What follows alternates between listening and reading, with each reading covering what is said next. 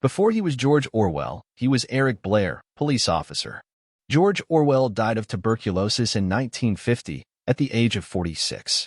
Yet today, over 70 years later, his long shadow remains as dark and well-defined as ever, particularly in Britain, where he is enlisted and quoted as an authority as often as Shakespeare, Winston Churchill, or the Bible. The word Orwellian is as omnipresent as Kafkaesque. His two dystopian novel-allegories, Animal Farm and 1984, have sold in the millions around the world. Orwell's influence extends far past his literary reputation. He has become a kind of posthumous public intellectual, and it's hard to imagine other figures in literature who command the same import as a sage and a seer. Albert Camus, perhaps? Henry David Thoreau? Walt Whitman? Tolstoy? In any event, the Orwell industry is thriving. Almost everything that Orwell wrote seems to be in print. Biographies of the man abound.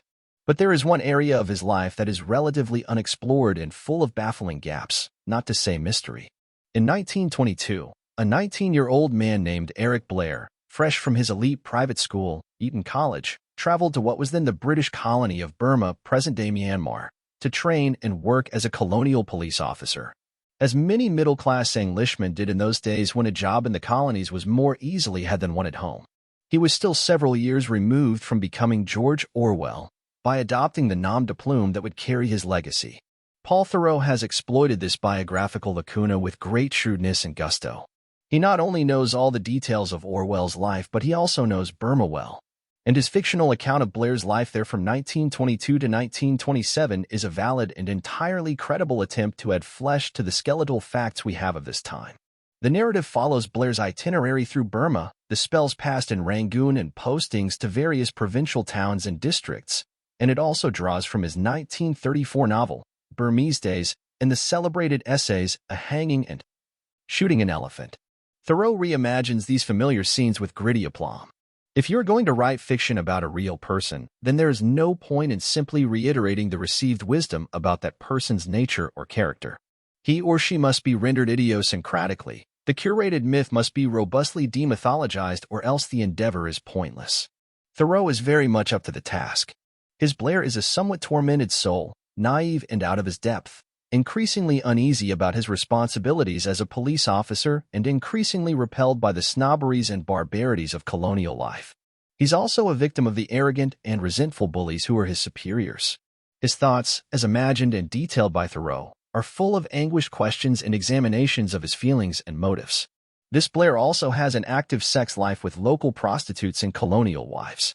We know nothing of Orwell's sexual activities during his 4.5 years in Burma, but everything Thoreau writes reeks of plausibility. The deadening torpor of colonial life, its petty jealousies, its social hierarchies, its sexual hypocrisies, its unthinking racism all ring exceptionally true. Thoreau, of course, has a parallel reputation as one of our greatest travel writers, and the Burma that he conjures in these pages is wonderfully present in lush and dense prose. He was happier in this forest and farmland, the trees dusted gold by the sunset.